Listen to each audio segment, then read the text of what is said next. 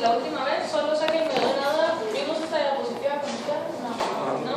Nos quedamos aquí. ¿Sí? Entonces, el último día de clases estuvimos hablando de quinasas y fosfatasas, que decíamos que era un mecanismo de regulación, que era regulación por modificación covalente. Lo importante era decir que era modificación covalente reversible, porque había modificaciones covalentes que eran irreversibles. Hablábamos que había diferentes tipos, que podían haber metilaciones, que podían haber uridilaciones, que podían haber un montón de tipos diferentes, pero que los más importantes eran fosforilaciones, ¿sí? Las más frecuentes, que se daban también en residuos que tenían, en residuos de aminoácidos que tenían un grupo hidroxilo, o sea, serina, tronina, tirosina, ¿sí? Y quiere decir que entonces la desfosforilación me dejaba a mí un grupo hidroxilo, que era el hidroxilo del aminoácido normal, ¿sí? Que quien colocaba el grupo fosfato era una quinasa, que quien lo quitaba era una fosfatasa, ¿sí? Y ahí me recuerdo que les empecé a hablar acerca de cascadas de amplificación, que decíamos, viene una señal extracelular, esto activa un segundo mensajero, esto produce la activación de una enzima, la enzima que activa la enzima que activa la otra enzima, y esto termina en la activación de una quinasa, ¿sí? Y al final esa quinasa lo que hacía era fosforilar, y que esa fosforilación podía encender o podía apagar a la enzima, ¿sí? ¿Se recuerdan eso? Entonces, acá lo que nosotros estamos viendo es básicamente lo que les acabo de decir. Una señal inicial que podría ser una hormona o cualquier otra señal extracelular. Eso genera una cascada de señales, que es a lo que se le conoce como transducción de señal, que vendría siendo básicamente la conversión de la señal extracelular a una reacción intracelular, ¿sí? Esa transducción entonces generaba al final la activación de una quinasa que se encargaba de colocar un residuo de fosfato en la proteína. Ese residuo de fosfato habíamos dicho que podía ser 1, que podían ser 2, que podían ser 3, dependiendo de quién fuera la proteína, pero que con ese fosfato cambiaba la actividad y que la actividad podía aumentar o podía disminuir, y eso generaba una respuesta celular. Una ruta se inhibe o se enciende, ¿sí? Entonces, dependiendo de cuál sea el proceso o la señal que se esté dando afuera.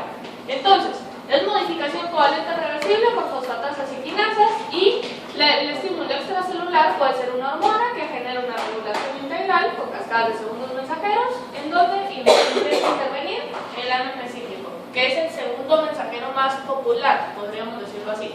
No es el único ni el más importante, pero es el más sencillo de entender, entonces es uno de los primeros que vamos a ver. Entonces, que sepan, puede haber AMP cíclico como segundo mensajero, pero no es el único, ¿sí? Puede haber GMP cíclico, puede ser que el segundo mensajero sea alguna otra cosa, que no necesariamente sea uno de estos. Lo vamos a ver en su momento cuando veamos cascadas de bioseñalización, o sea, en algún momento de la vida vamos a ver qué es lo que todas esas flechitas verdes significan, ¿sí? Pero que sepan entonces, en ese entonces, que ya terminamos con la activación de una quinasa. Para ese entonces ya conocemos las rutas metabólicas, entonces podemos ver cuál es el efecto sobre cada una de las enzimas diferentes, ¿sí? Esto que está acá es más o menos cómo vamos a ir viendo nosotros las cascadas. Ahorita no necesito que la entiendan, sino solo que sepan interpretar más o menos qué es lo que estamos viendo.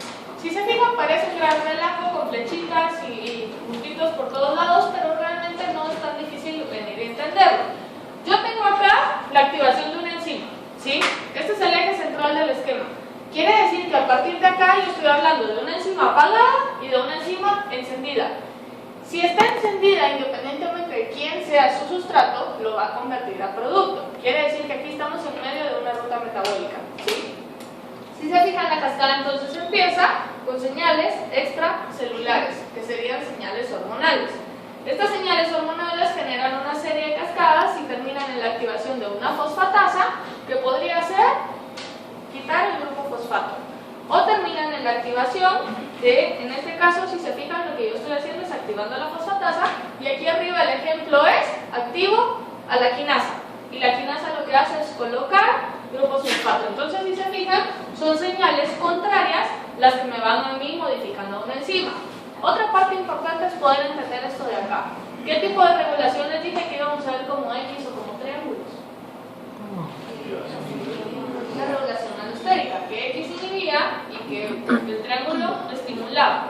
Quiere decir que acá nosotros empezamos a integrar a diferentes tipos de regulación. Una enzima puede estar regulada por modificación covalente reversible, pero también va a tener efectos estéricos, positivos, negativos, ¿sí? Aparte de eso, puede ser que esté regulada por el KM, por ejemplo, por las concentraciones de sustrato, por las concentraciones de producto y así sucesivamente, ¿sí?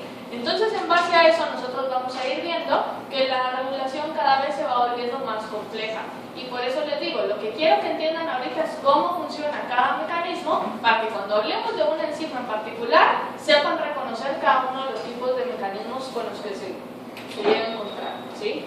Entonces, aparte de todos los que ya mencionamos, de todos los tipos de regulación, hay otros que vienen siendo todavía más lentos y son un poco más inespecíficos en este caso. Tenemos a los factores de transcripción. Los factores de transcripción, como el nombre lo dice, son factores que tienen la capacidad de unirse al ADN y a partir del ADN estimular la transcripción, o sea, la conversión de ADN a ARN, ¿sí? ARN mensajero que va a terminar al final como una proteína que va a ser una enzima que tiene una actividad. Y era el ejemplo que poníamos el último día de clase y decíamos, si ustedes tienen una limitada producción en la fábrica y quieren producir más para poder responder ante la demanda del producto que estén generando, la solución es contratar más gente, ¿sí? Entonces, poder estimular factores de transcripción vendría siendo como contratar más gente, ¿sí? Dar esa señal para que se sinteticen nuevas enzimas y que estas nuevas enzimas entonces puedan seguir convirtiendo más sustrato a producto. Esto es independiente de la regulación intrínseca que la propia enzima pueda tener. O sea, la enzima que estemos sintetizando va a tener su regulación covalente reversible, va a tener sus efectores alostéricos, etc. Pero ahora estamos hablando en número, ¿sí? Tenemos más cantidad para que puedan responder. Y luego tenemos acá la síntesis y degradación enzimática. Entonces, yo puedo estimular un factor de transcripción, pero ustedes saben que la transcripción no depende solo del factor, depende de una región promotora, depende de un montón de cosas, ¿sí? Quiere decir que en este caso, lo que les estoy poniendo acá es que la regulación puede ser tanto positiva como negativa. Si yo tengo un exceso de enzimas, la regulación va a ser degradar a todas las que estén en exceso, ¿sí? Si yo veo que hay muchos trabajadores, por ejemplo, que no están siendo eficientes, la solución va a ser despedirlos porque la empresa puede funcionar con un número menor de gente. Entonces, a toda esta parte de degradación es donde entra la parte del recambio proteico. El recambio proteico es lo de la síntesis seguida de degradación. O sea, yo estoy renovando el personal. Yo voy a despedir a alguien, pero voy a contratar a alguien que siga haciendo su función. No estoy hablando de número, sino el puesto se está manteniendo, ¿sí? Solo estoy cambiando a la persona. Esta parte del recambio proteico, entonces, a diferencia de la degradación, no modifica el número o la concentración de enzima con la que nosotros estemos trabajando. El recambio proteico depende de la vida media que tenga la proteína. Ustedes saben que cada molécula dentro del organismo debe estarse renovando constantemente, que todas las moléculas están sujetas a síntesis y a degradación.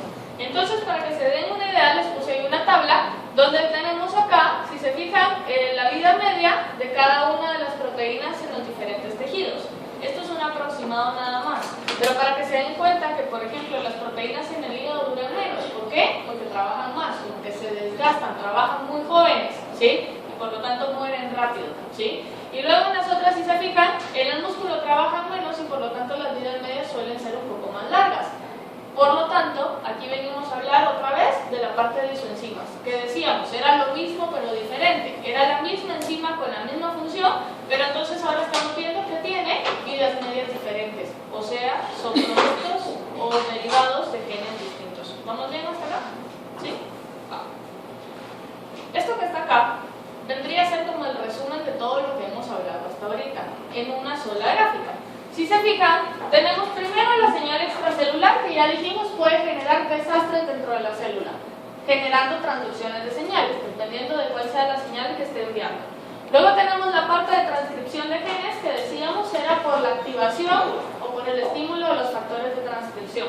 El producto entonces es generar más cantidad de enzima, que vendría siendo acá ARN mensajero, proceso de traducción, y acá todos los ribosomas y al final yo tengo un número mayor de enzimas.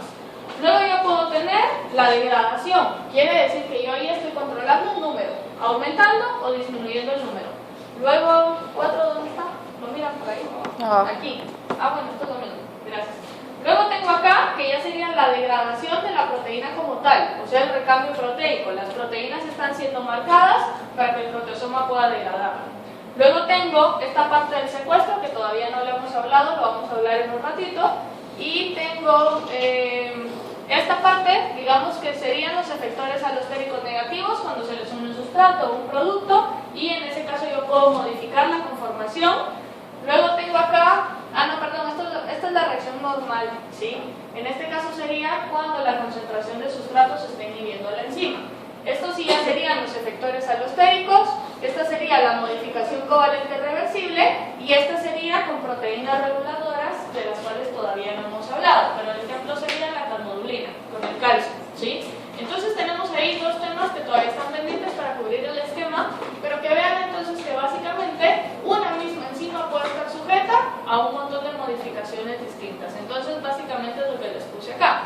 Los diversos mecanismos para alterar el flujo a través de un paso de una ruta metabólica no son mutuamente excluyentes. O sea, una enzima puede necesitar de más de un mecanismo de regulación. La combinación proporciona una regulación rápida, suave y efectiva en respuesta a un gran número de perturbaciones y señales hasta alcanzar la homeostasia. Entonces, eso es lo importante. ¿Qué es lo que las células necesitan? ¿Qué es lo que la célula quiere? Y en base a eso las enzimas empezar a regularse. Si se recuerdan, de todos los mecanismos de regulación que hemos hablado, ¿cuál sería el más rápido? ¿Cuál sería el inmediato? ¿Ese es lento? ¿Qué otro se les ocurre? ¿Qué sería lo más rápido que pueda regular una enzima? Efector alostérico es relativamente rápido, pero hay algo todavía más rápido. La concentración de sustratos y productos. Esa es la regulación inmediata, ¿sí? Que haya disponibilidad de sustrato o disponibilidad de productos. En tiempo después vendrían los efectores alostéricos, que ya vimos que los mismos sustratos o los mismos productos pueden ser parte de ese alosterismo, pueden ser positivos o pueden ser negativos. Ahí entraría la parte de retroalimentación positiva.